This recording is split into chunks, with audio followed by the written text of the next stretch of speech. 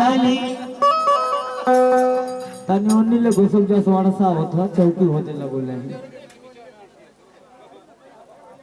अरे हथवा में हाली जा लरिया हो बलरिया हो तैयारी में रहे बाबू तैयारी में साउंड देखो ये पीछे का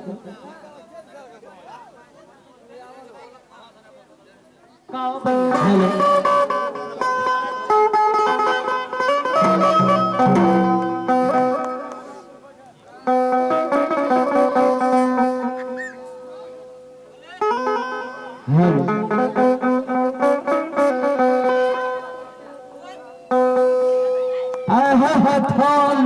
हलिया लरिया हो लरिया हो फुलवा लोढ़ा चले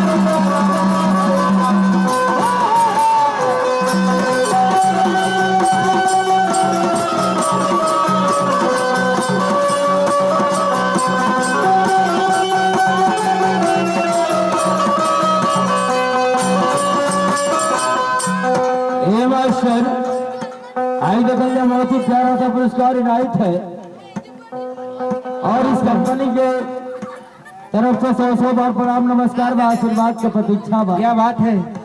आज उन्हें बाबूजी की अंतिम अंत्येष्टि में आयल बनी जाए हाँ भगवान और आत्मा के शांति प्रदान दे। करे। हाँ लेकिन यही भाव में दूल्हा इनका शुक्रिया होने के चाहिए मैडम।